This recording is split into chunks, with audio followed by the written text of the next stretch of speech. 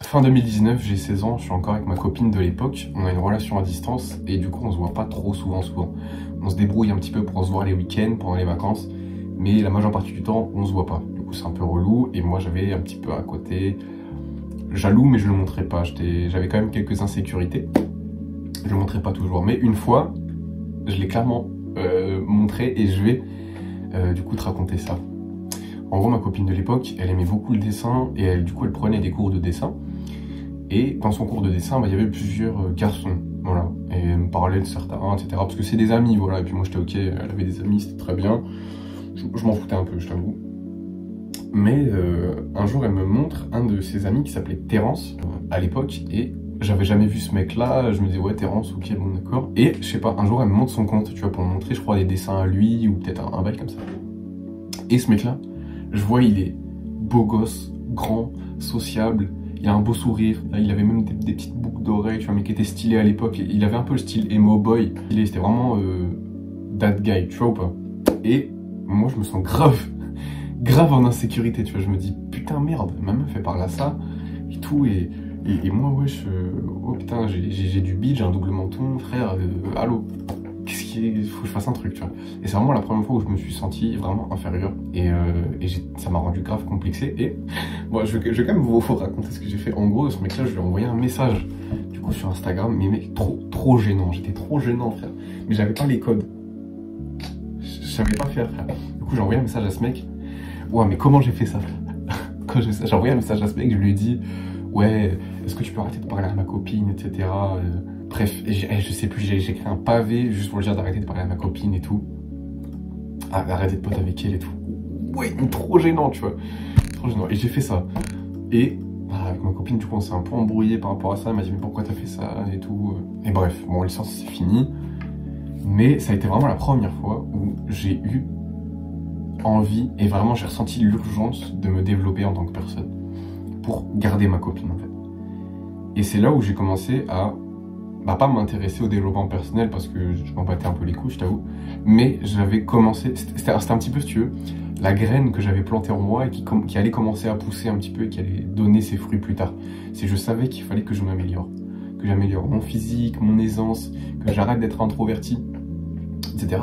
Parce que je pense que c'était juste déjà bon pour moi, pour mon estime de moi, je le savais, mais aussi pour éviter d'être complexé face aux personnes qui fréquentent ma copine, et en particulier la jante masculine.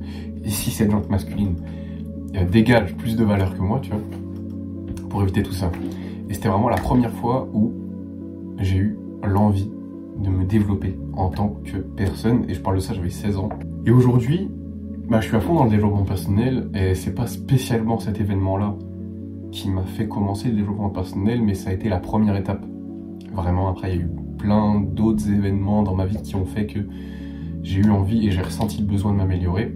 Et aujourd'hui, je suis là pour te donner mes conseils pour te développer si tu as entre 15 et 20 ans. Parce que moi, j'ai 21 ans et donc je pense que je peux donner des conseils dans cette tranche d'âge-là. Voilà. Je me suis posé la question, si je revenais dans le temps et que j'avais entre 15 et 20 ans, ou même si j'ai que 21, tu vois, même si j'avais genre 15, 16 ans, 17 ans, tu vois, qu'est-ce que je ferais? Qu'est-ce que je ferais en termes de développement personnel? Qu'est-ce que je changerais dans ma vie? Et je vais te donner du coup 15 conseils, 15 choses que je ferais si je retournais dans le temps. Je vais commencer direct. Première chose, je me mettrais à la musculation assez rapidement. Et même pas forcément musculation, peut-être même street workout. Je trouverais un moyen de faire des exercices au poids du corps, genre pompe, traction, squat, je ferais ça, je sais pas, 3 fois dans la semaine, tu vois. Et je me buterais déjà à ça pour commencer à développer mon physique à tout âge. Parce que je sais que, par exemple, pour les gens qui ont 15 ans, qui me regardent, je sais que vous ne pouvez pas aller à la salle, ou alors pas sans vos parents, en tout cas. Je crois que c'est ça le truc.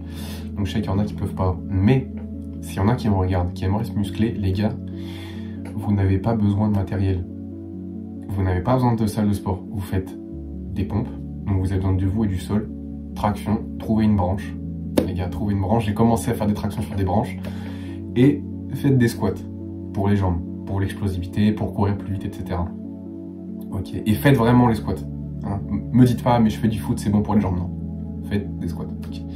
de telle sorte, en fait, vous allez développer votre physique et vous allez commencer à avoir des améliorations assez vite, en fait, puisque vous êtes jeune et vous êtes débutant, donc les progrès, ils vont genre... C'est hyper rapide au début, tu vois, donc c'est tout bénéf pour vous. Après, tu vois, tu peux quand même te servir, genre, tu peux prendre des sacs à dos, tu mets des livres dedans, tu peux faire des élévations latérales, tu peux faire du curl biceps, extension triceps, etc. Tu peux faire l'arrière d'épaule et tout. Bref, tu peux toujours bidouiller, il y a toujours moyen, et de toute façon, c'est comme ça que j'ai commencé, hein, frère, j'ai pas commencé dans une salle de sport. Deuxième conseil, je lirai des livres très tôt, et en particulier des livres de développement personnel.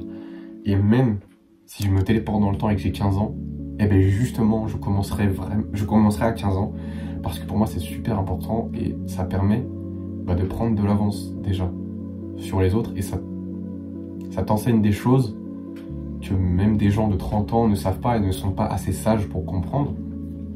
Donc c'est tout bénef, tu vois. Donc je lirai un max de livres de développement personnel dès l'âge de 15 ans, tu vois, si j'en avais l'occasion.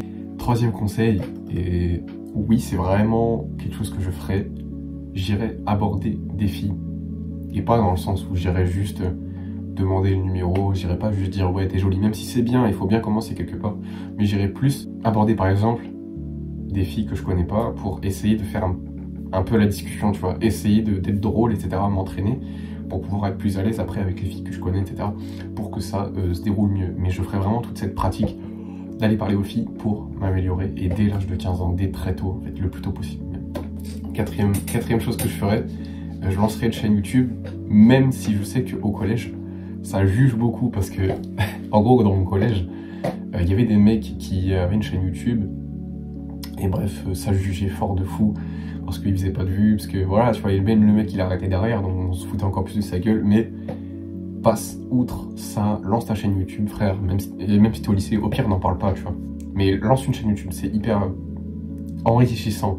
Tu apprends à parler, tu apprends à structurer tes pensées, tu apprends à te sentir observé et parler en même temps, tu affrontes le regard des autres, et t'as tout à y gagner. Voilà.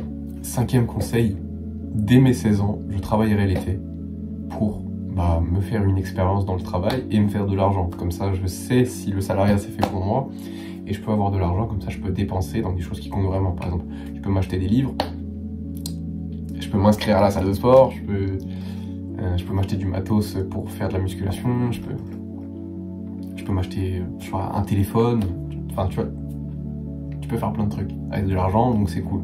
Sixième conseil, je commencerai la méditation. Oui, je commencerai la méditation. Je regrette de ne pas avoir commencé plus tôt. Voilà. Ça fait, ça va bientôt faire 2 ans que je pratique la méditation. Alors pas tous les jours, mais j'ai eu des grosses périodes où je méditais beaucoup, des périodes où évidemment j'ai arrêté. Et j'en ai fait de toute façon une vidéo sur la méditation. Je vais pas te résumer ce que c'est, mais je commencerai le plus tôt possible. Je commencerai le plus tôt possible parce que ça va vraiment faire la différence sur le long terme. Septième conseil, je choisirai avec précaution et je choisirai consciemment les personnes avec qui je traîne, les potes avec qui je traîne, parce qu'ils vont avoir tendance à nous influencer. On sait qu'on est la moyenne des 5 personnes qu'on côtoie le plus. Donc tu es la moyenne des 5 personnes que tu côtoies le plus. Donc il faut choisir avec qui tu traînes consciemment. Et quand tu es dans un collège, dans un lycée, dans une fac, tu as le choix. Tu as le choix de traîner avec qui tu veux. En vrai.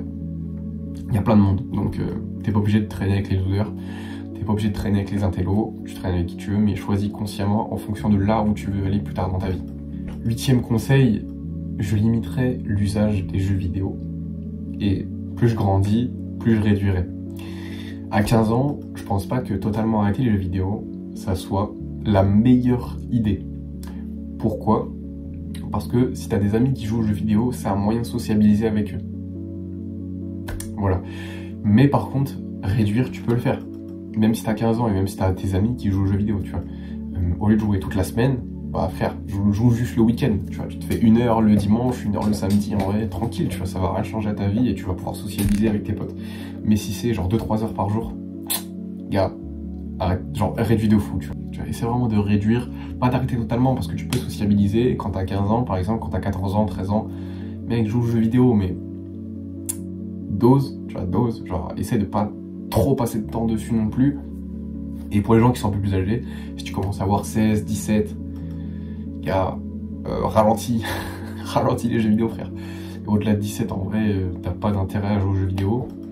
Les gens qui jouent aux jeux vidéo qui ont ton âge, je veux pas faire une généralité parce qu'il y a quand même des gens qui jouent aux jeux vidéo qui sont super, mais c'est pas une activité qui va te faire grandir, en fait. Donc si tu peux passer ton temps à faire autre chose, c'est mieux. Et en particulier si tu grandis, tu vois. Genre plus tu grandis, moins tu dois jouer aux jeux vidéo en vrai, parce que c'est pas... genre t'as aucun intérêt à le faire. Voilà. Et puis les gens de ton âge, ils vont arrêter de jouer aux jeux vidéo aussi, donc ça va même plus être un argument pour sociabiliser. Mais voilà, en règle générale, réduis ton utilisation des jeux vidéo. Voilà mon gars. 9e conseil, je m'éloignerai le plus possible de la pornographie. J'ai commencé la pornographie très très tôt, j'avais 13 ans, donc tu vois, genre ça commence à remonter. Mais éloigne-toi-en le plus possible. Je vais pas te dire à cet âge-là d'arrêter de te lébran en vrai, parce que c'est pas réaliste déjà, et faut bien que tu te fasses un petit peu tes expériences, mais si je peux te dire quelque chose, évite le plus possible la pornographie. C'est pas bon pour toi, c'est pas bon pour ton cerveau, pour ton estime, pour ta confiance en toi, pour même l'influence que va avoir le porno sur tes pratiques sexuelles après. C'est un réel impact et tu peux pas déjà nier cet impact, mais il faut que tu réussisses à limiter au maximum la pornographie pour ça. 10e conseil, je commencerai un sport de combat, que ce soit MMA, lutte, boxe, Krav Maga, Muay Thai. Un sport de combat dès 16 ans, même avant si tu peux, hop, tu commences un sport de combat parce que ça va te forger déjà ton mental pour ne plus avoir peur de te prendre des coups, pour avoir plus confiance en toi, pour avoir un meilleur cardio et pour faire plus face aux difficultés, à l'adversité dans la vie en général. Je pense que c'est quelque chose de très important et si tu commences les sports de combat très tôt, ça va pouvoir t'apporter ça. J'avais commencé la boxe en début d'année, malheureusement en janvier, tu sais, je me suis blessé et j'avais quelques complications un petit peu avant, mal au coude, par-ci par-là, pas possible de m'entraîner, donc c'est un peu dommage, j'ai pas pu poursuivre en cours d'année à cause de ma blessure, mais voilà, dès que possible, je reprends la musculation et la boxe, hein, pour ceux qui savent, de toute façon, je vous ai déjà raconté, je vais pas raconter ma vie indéfiniment non plus. Du coup, voilà, je commencerai la boxe, peu importe, un sport de combat, MMA, bref, ce que tu veux. 11e conseil, je réviserai plus et je ferai mes devoirs. Ouais, c'est un truc que je faisais pas du tout parce que je jouais beaucoup aux jeux vidéo et du coup, j'avais trop la flemme de faire mes devoirs après. Et donc, si je revenais dans le temps, je prendrais plus le temps de faire mes devoirs, de les faire bien et de réviser bien comme il faut. Pourquoi ? Pour avoir des bonnes notes. Et je sais que dans certains collèges, dans certains lycées, peut-être même, je pense, hein, avoir des bonnes notes, c'est pas spécialement bien vu par certains types de personnes. Tu vois, en fait, t'as un genre de spectre de personnalité quand t'es au collège et au lycée. D'un côté, t'as le délinquant qui a des mauvaises notes, qui est sociable, qui fait rire, et de l'autre côté, t'as l'intello introverti qui est pas marrant, qui est sérieux et qui est pas drôle, tu vois. Et t'as un spectre, tu vois. Genre, t'es soit proche de ça, soit proche de ça. Et t'es quelque part entre le spectre, tu vois. Mais, moi, tu vois, je pense qu'il faut créer sa propre catégorie, tu vois. Faut pas rester dans ces deux archétypes-là. Et je vais t'expliquer pourquoi. Je pense qu'il faut que tu prennes le bon dans les deux côtés. Il faut que tu saches avoir des bonnes notes du côté de l'intello. Et il faut que tu saches être sociable et drôle du côté des délinquants, entre guillemets. Des mecs en jogging, wesh, tu vois. Enfin, t'as compris. Enfin, moi, j'étais dans des collèges comme ça. Il faut savoir prendre le bon dans chacun des deux. Et tu crées ta propre catégorie, tu vois. Et c'est pour ça que je pense qu'il faut réviser. Il faut faire ses devoirs, il faut avoir des bonnes notes. Déjà parce que tu as le respect des profs, tu as le respect des filles, parce que les filles aiment bien quand un garçon a des bonnes notes. Et même, tu vois, tu peux leur apprendre des choses, tu peux leur transmettre, tu peux leur donner des conseils, et ça crée des bonnes dynamiques. Et dans un certain cas aussi, tu auras le respect des garçons, du coup. Mais il faut que tu saches aussi être sociable et marrant, en vrai. Parce que si t'as que l'un ou l'autre, si t'es sociable et marrant, tu vas te faire détester par les profs, mais t'auras des amis, mais même tu vas être puni souvent, ça va être chiant, tu vas avoir des heures de colle. Ou si t'as juste des bonnes notes, les profs vont bien t'aimer, mais t'auras pas de cercle social, tu vas être un peu rejeté par le groupe, c'est un peu dommage. Donc il faut prendre les deux, il faut prendre le bon dans les deux archétypes. Voilà, donc il faut être sociable, marrant et avoir des bonnes notes. C'est pour ça que moi mon défaut c'est que je révisais pas beaucoup. Voilà. 12e conseil, je chercherai des mentors dans les domaines qui m'intéressent, que ce soit sur YouTube ou dans la vraie vie. J'essaierai de trouver des gens, des modèles auxquels je peux m'accrocher, parce que le monde d'aujourd'hui, il est un peu différent, il est même très différent du monde dans lequel nos parents ont grandi. Donc, avoir tes parents comme mentor, pourquoi pas, mais pas sur tous les domaines. Je pense que, par exemple, en termes de carrière, faire de l'argent, je pense pas que tes parents soient spécialement des bons modèles. Ça dépend de qui. Mais dans mon cas, et je pense que dans beaucoup de cas des gens qui vont me regarder, si tu me regardes ça, très probablement aussi que tes parents ne sont pas des modèles d'un point de vue, par exemple, faire de l'argent, d'un point de vue carrière, d'un point de vue entrepreneuriat. Je pense pas, tu vois. Donc, trouve-toi des mentors pour chaque domaine qui t'intéresse. Voilà, que ce soit le dessin, le sport, trouve-toi des mentors dans la vraie vie ou sur YouTube pour que tu progresses en fait dans ces domaines-là. 13e conseil, je m'instaurerai une routine matinale parce que c'est super important, ça structure ta journée, tu es plus optimiste, tu es plus discipliné, tu pars déjà le matin dans la bonne direction, donc c'est tout bénef. Et ça sera aussi l'occasion de prendre de bonnes habitudes et de les mettre dans un endroit bien spécifique de ta journée. Tu commences ta journée par des bonnes habitudes, mec, en vrai, tu peux que bien réussir le reste de ta journée. Donc, instaurer une routine matinale vraiment, et le plus tôt possible. Le plus tôt possible. 14e conseil, ah ça fait beaucoup là. 14e conseil, je ne mangerai pas le goûter ni le petit déjeuner type que j'avais. Ce que je mangeais, c'était typiquement bol de lait, Nesquik, céréales, tartine de Nutella. Voilà, c'était ça, le combo du matin. Le combo de l'après-midi, c'était tartine de Nutella, tartine confiture, mais pain transformé de ouf, avec huile de colza, huile de palme dedans, frère. Nutella, je t'en parle même pas. Mais j'arrêterai ça. Je mangerai à la place, je pense, des fruits secs, des fruits à coque, et de la viande si possible. Tu vois, du jambon, ou du bacon. Tu vois. Et au petit déjeuner aussi. Mais pas dans des grosses quantités. Dans les petites quantités, juste histoire d'avoir suffisamment d'énergie pour la journée, pour la matinée, pour le petit déj. Au goûter, ça sera juste pour voilà, casser la croûte vite fait, tu vois, pour couper la faim en attendant les vrais repas, tu vois. Parce que frère, si tu commences à manger comme moi, comme je faisais, je pense que si j'avais pas mangé des goûters, des petits déjeuners comme ça tout le long de ma vie, je pense que ma vie aurait déjà une nouvelle trajectoire pour plein de raisons. Je vais pas essayer d'expliquer, mais ma vie aurait pris une toute autre trajectoire en fait.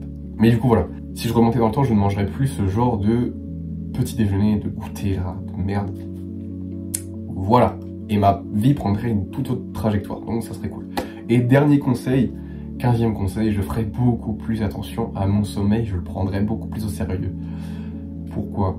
Parce que je pense qu'en particulier pendant l'adolescence, la croissance et l'enfance, tu vois, le sommeil c'est trop important. Tu peux pas le négliger dans ces âges-là. C'est ta fondation et si tu es constamment privé de sommeil, tu vas avoir un moins bon développement dans tous les domaines de la vie par rapport à quelqu'un qui dormirait bien. Donc faire très attention à mon sommeil, et ce que j'entends par là c'est ne pas me coucher trop tard. Moi j'avais malheureusement pas de chance depuis de ma 4e jusqu'à ma terminale. J'ai dû me lever à des heures pour un enfant, pour un adolescent absolument intolérable. Se lever à 6 heures pour un gosse de 15 ans, 14 ans, pour prendre le bus à 6h45, frère, et arriver en cours à 8h. Enfin genre, si tu veux détruire une personne, commence par là, commence par le sommeil en vrai. Terrible, terrible. Et du coup, je me levais à 6h, mais le truc c'est que je me couchais assez tard, tu vois. Genre pendant longtemps, je me suis couché... En fait, plus le temps passait, plus je me couchais tard. Genre collège, vas-y, je me couchais 21h30, 22h, 22h15, 22h30 max, tu vois. Et je me levais vers 6h. Et plus le temps est passé, plus je passais de temps sur mon tel le soir, jusqu'à des fois 23h.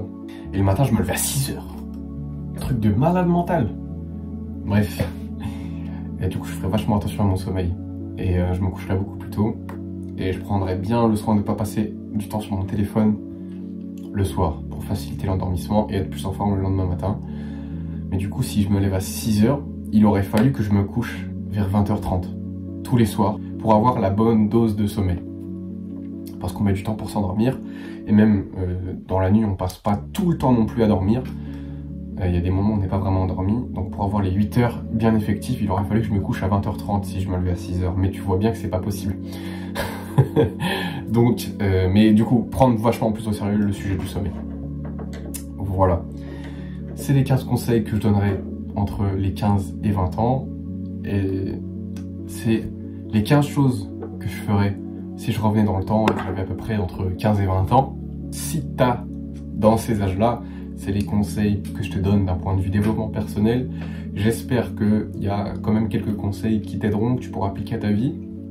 En soi, tout est bon à prendre, mais je sais que tout le monde n'appliquera pas tout. Si t'en as retenu quelques-uns, je t'invite fortement à les appliquer. Ta vie changera. N'importe lequel qu'il soit, ta vie changera beaucoup. Sur ce, je te fais des gros bisous. Peace, love, love, love, mon gars, on est ensemble. Lâche rien, cet été on va le faire. N'oublie pas que le meilleur moment pour faire les choses, c'est maintenant. Et je te dis à plus pour une prochaine, mon gars.